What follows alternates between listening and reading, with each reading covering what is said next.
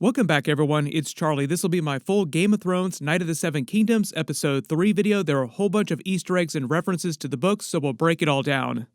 Everybody grab your swords and your lances. The action has started. The tournament has begun.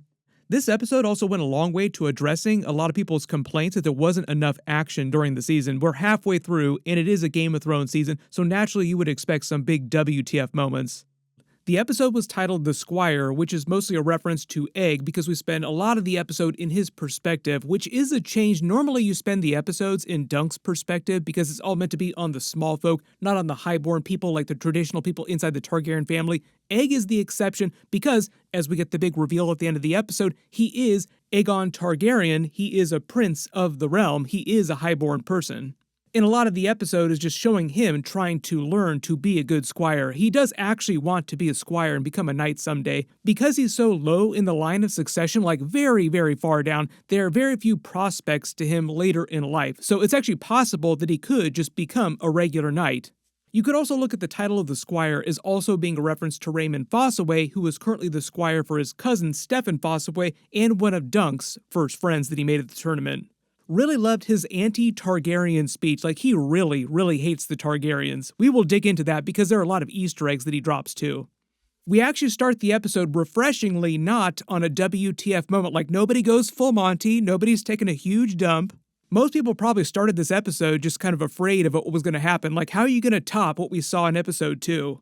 But we wake up in Egg's perspective before Dunk is woken up at their campsite, and he's just trying to be a good squire, taking care of their horses, preparing Dunk's sword and his gear, and just practice a little bit with the horse for the actual tournament itself. This is actually Thunder that he's having trouble with here. He mentions advice his father gave him about not talking to horses, who is Maekar in context. This is Maekar saying these bad things about horses. Horses are dumb, don't worry about them. Even though Egg says he doesn't believe him, to be fair to Maekar, horses are one of the dumber animals just in terms of higher intelligence of the animal kingdom. But it is fun to see him try to reason with Thunder and talk to him the way that Jon Snow would talk to Ghost. That's kind of the relationship that Dunk also has with the horses. Like, he is very close with the horses. Still sad about what happened with Sweetfoot. And even though they use this scene mostly for comedy just to show him not being able to get Thunder to do anything except take more dumps, eventually, he does get the horse to start moving. He practices with the lance, with the sword, all the things that he's going to be doing as Squire during the tournament. Then all of a sudden he's caught in the act by Robin Riesling, another knight from House Riesling, and stands his ground, being all precocious because he is Egg. He's not afraid of him. And gets him to chill by remembering that he lost his eye in another tournament 5 years ago, which Egg was at and saw. That's how he knew about it. Without getting too far ahead of the story, there's an important reason why they have this encounter here with Egg meeting Robin Riesling. It's going to be important for Dunk later, so open up a tab for Robin Riesling. Just remember him for a couple episodes down the road. They want to remind you that he doesn't know who Dunk is, like, oh, you're squire to this Sir Dunk, I have no idea who that is, and Egg tells him, you will know. That will be important for later. Dunk then teaches Egg how to sew so he can patch their clothes, basically teaching him how to be a squire because Dunk himself has been a squire his whole life. There's a little joke about Thunder looking like he got drugged through the bushes because he literally just got drugged through the bushes, what Egg was just doing. Loved all the casual conversation that they just have with each other throughout the episode, just talking about like very common things. Egg asking him about pubic hair, like, is it weird that I'm actually growing hair down there? You have to remember how young Egg is during season 1. There are time jumps between the different books, so like he'll be significantly older during season 2, and then season 3, and then potentially future seasons after that too. Also because little kids visibly look very different, even though they're only a couple years older. How do you do, fellow kids? What? This was a really big thing during Stranger Things, where like the kids in the final season are so much older than they were in season 1. It's just like a night and day difference. At a certain point, it's going to wind up happening with Dunk and Egg, but the stories that George R. R. Martin tells actually take them through the entirety of their lives. We actually get a couple of references to the very end of their lives, which is like when they're crotchety old men. But also here, I think the whole hair down there nod is meant to be a reference to Egg's missing silver hair on his head, which Robin Riesling commented on, like, why does your head look like that? Because Egg shaved it because he wanted to be incognito and didn't want people to recognize him as a Targaryen, and he has traditional Targaryen silver hair. It's one of the few ways that Targaryens can go incognito. It's so hard for them because you can spot them a mile away just by their hair color. He sings a really cool song about the Blackfyre rebellion while whittling in the tree. Baelor, Maekar, calls Daemon a bastard because he was a bastard inside the family. Daeron II was representing the true-born son.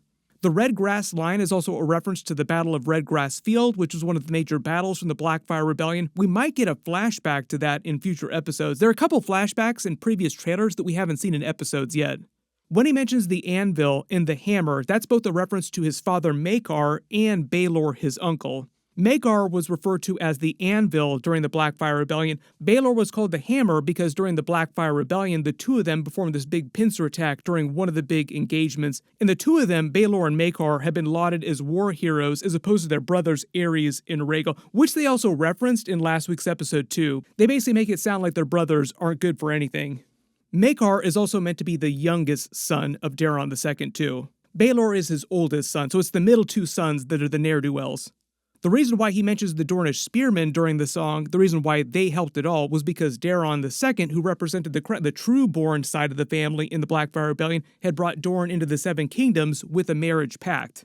So Aegon's grandmother, is Dornish, that's why Baelor has brown hair. Love how Egg has to explain a lot to Dunk during this. Like, he has to explain how tournaments work just in general. He's here at the tournament wanting to win, but doesn't understand how tournaments work. The first bouts on, the first day are only for highborn knights or the really famous ones, so they spend all day watching different matches. When Dunk makes the comment about throwing up because he's so nervous, that's actually right out of the book too. Dunk has an upset stomach anytime he gets nervous, and it happens extremely often in the books. He's extremely unsure of himself, so he walks around a lot with an upset tummy. Later in the day, he winds up seeing Tanzell, who mentions his shield almost being done, also to set up the end of the episode when he saves Tanzell. They cook some food together. It looks like it tastes really good too. Egg is cooking some eggs. Then the first joust match that they see is Humphrey Harding versus Humphrey Beesbury. They called it in context the Battle of Humphrey because it's Humphrey versus Humphrey. One of the other reasons why they're showing this match in particular is also to set up the idea of Humphrey Harding being an important character because he also fights Aerion later, and he's important to Dunk for later on as well too. So remember Humphrey Harding. Open up a tab for him in your browser right next to Robin Reisling, two important characters for later. Then there's another match between Lord Ashford's youngest son Andro and someone else. I'm not sure who the Chalice banner is. Let me know in the comments if you think you know. They joke about hard salt beef, which is another callback to last week. A lot of hard salt beef shoutouts in this episode. They sit above the tournament and dream about their future as famous knights, like all the wonderful things they'll do, like the fun that they'll have, the honor that they'll win, marrying the second most beautiful daughter of some great lord. Like, Egg has dreams, but he has small dreams, like very reasonable dreams. This is also meant to play into the idea that they call Aegon the Unlikely because he's so unlikely to do something really great at this point in his life. Like, people don't think that much of him. Mostly because he is so far down in the line of succession and he is so tiny. Do the boy now. You shall be king. So this is why Egg is so eager to become a squire to Dunk, because he thinks that it might be fun and he wants to be a knight someday. Plumber the Steward then tries to get Dunk in on Lord Ashford's scheme to win back a lot of the money that he spent on the tournament because he overspent so much. They kind of got into this idea during the original Game of Thrones series. Tournaments are one of the things that eventually bankrupted Robert Baratheon's reign. Now, he spent money on a lot of different things, celebrations. Tournaments were a really easy way to blow a ton of money in Westeros. They were very, very expensive for people to hold.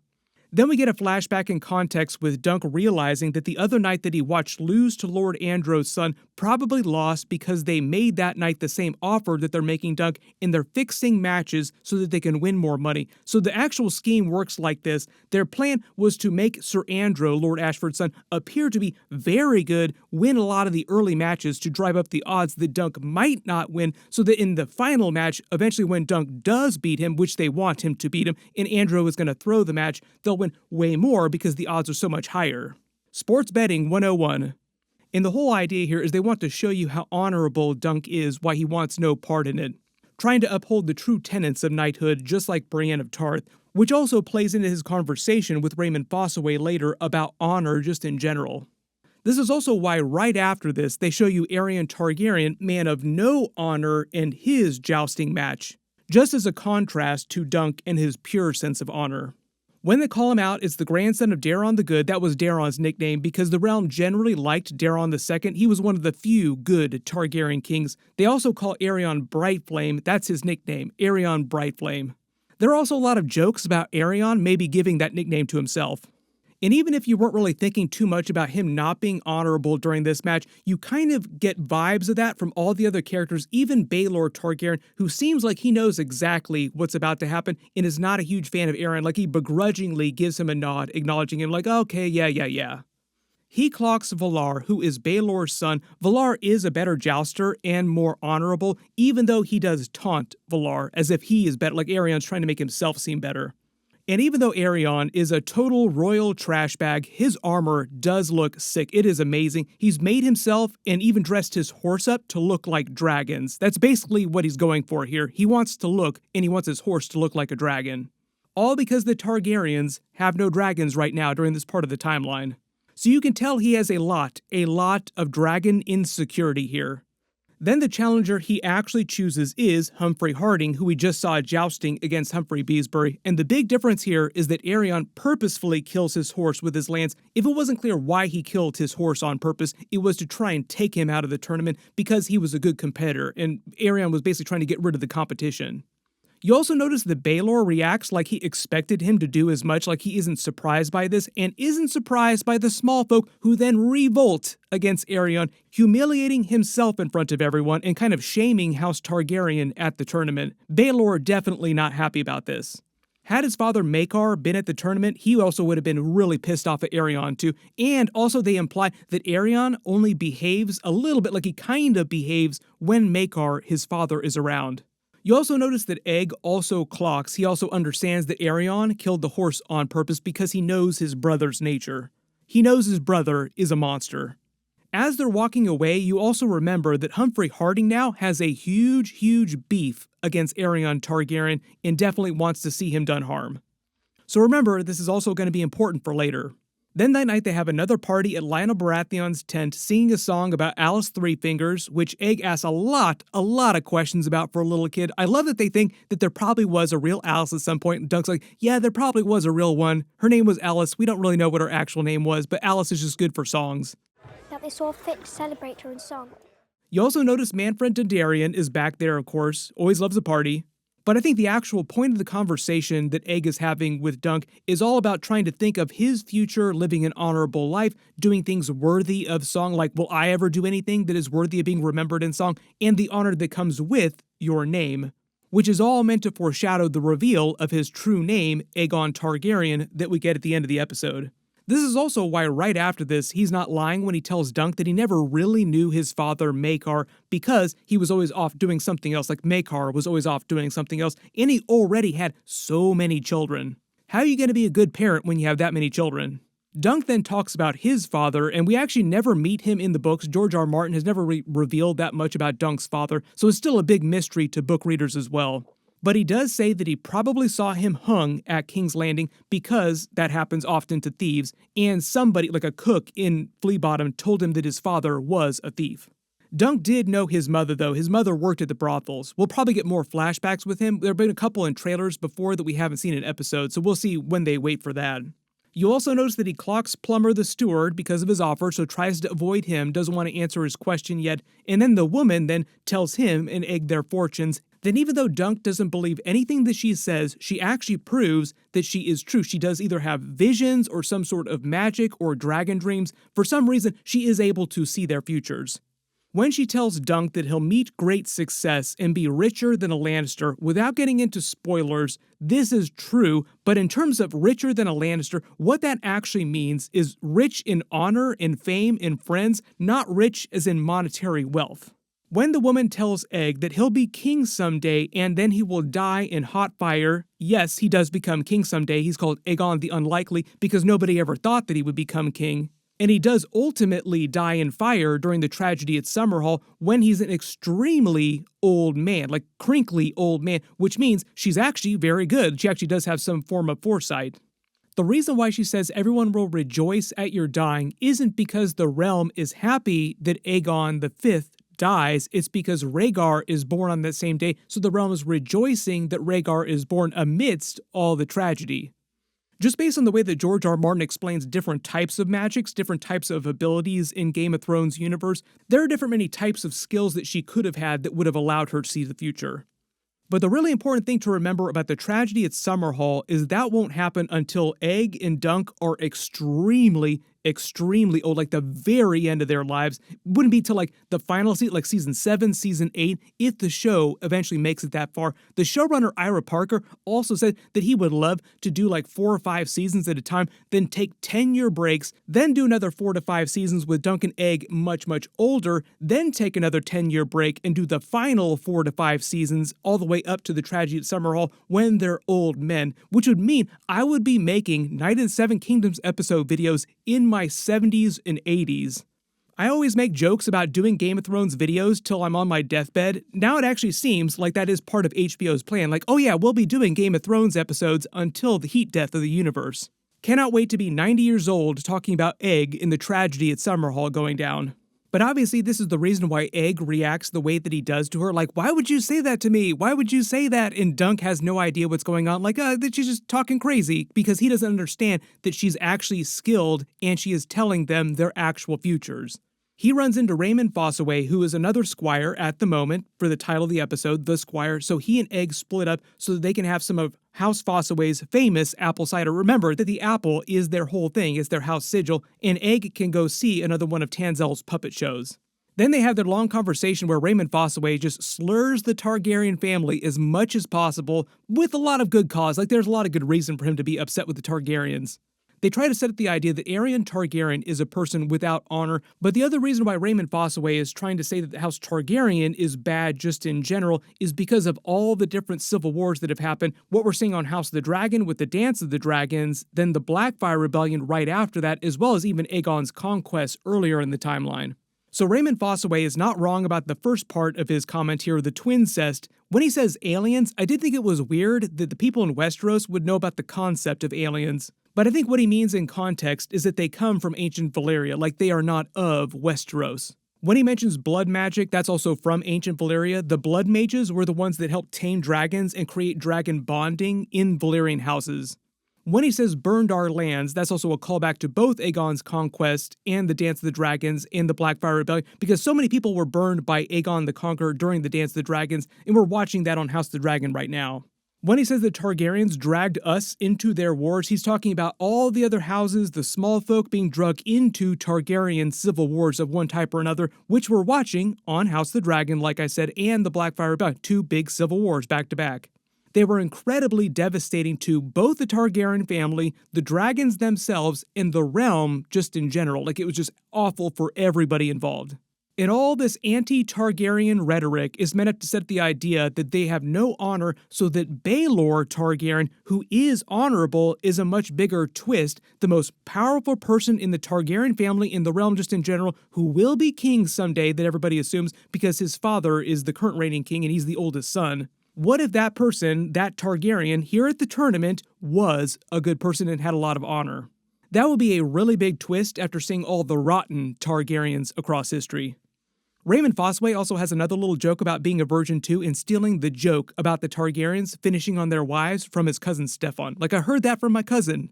You have to remember that Raymond Fossaway is meant to be very young. In the books, Dunk is also like 16 or 17 years old, but Peter Claffey, the actor who plays Dunk on the show, is in his late 20s, which is why he seems so much older. We go back to Tanzel's puppet show, and she does the play about Serwyn of the Mirror Shield again, and she kills the dragon Euryx, and as she's killing Euryx, Aerion Targaryen shows up and loses it over what he perceives as a slight against the Targaryen family because dragons are so sacred to them, and he is so insecure about the Targaryens not having dragons right now. He quite literally thinks of himself as being a dragon. Tries to kill her until Egg comes to get Dunk to help, breaks a bunch of her fingers, and I love the way that they edited this whole scene where Dunk is learning about Maekar being gone because he's searching for Daeron the Drunken, and his youngest son, Aegon, just as he's about to say the name Aegon, little Egg, Aegon, runs in to get Dunk. All to build to the reveal twist where he actually calls himself out. You also notice that Raymond Fossaway references Maester Aemond, saying that the third son is going to be shipped off to the Citadel to become a Maester, because that's why Maester Aemond is not here at the tournament, because he is going to the Citadel to become a Maester. Maybe we'll see a young version of Maester Aemond in some future season. Dunk then rushes to the tent to stop Aerion after he breaks Tanzel's finger, lays him out like a rag doll. And if it wasn't clear, it's the regular Targaryen castle guard here in the black armor that stop him, not the King's Guard, because the King's Guard wear white. Because Aerion is a recognized prince of the realm, he's always walking around with a couple castle guard to protect him. And I love the way that they end the episode here with Aerion trying to tell him off, about to break his teeth, or have the guards try to break his teeth, until Egg stops them by revealing himself as Aegon Targaryen, much to Dunk's surprise, who is absolutely shocked at the revelation. Like, he can't believe, just look at the look on his face. And you can kind of see the wheels starting to turn in his head too. Suddenly, so many weird things that little Egg was doing make a lot more sense now. I cut it off, brother. I didn't want to look like you. So going into next week's episode, the big idea is that he'll be held to trial and potentially might wind up losing his hand or his foot, because anytime you strike a royal prince, it is a crime, and the thing that you strike them with usually gets cut off. So like if you slapped a royal prince, they cut your hand off. But Dunk both punched him and kicked him, meaning that Dunk could lose both his hand and his foot, which would eliminate any chance he has of ever becoming a knight. Everybody post all your reactions in the comments below, and if you spotted any Easter eggs or references that I didn't talk about in the video, just write them below in the comments. My episode 4 trailer video will post next, and my full episode 4 video will post next Sunday night after they release it, so be sure to enable alerts for my channel so you don't miss that, because we also have the American Super Bowl happening next Sunday night. There are going to be a ton of other trailer videos, so I will try to do videos for everything in addition to my regular Night of the Seven Kingdoms episode 4 video. It is going to be a very, very busy weekend coming up. Everybody click here for that episode 4 video. I'll update the link as soon as I post it, and click here for all my other Night of the Seven Kingdoms episodes. Thank you so much for watching, and I'll see you guys in the next one.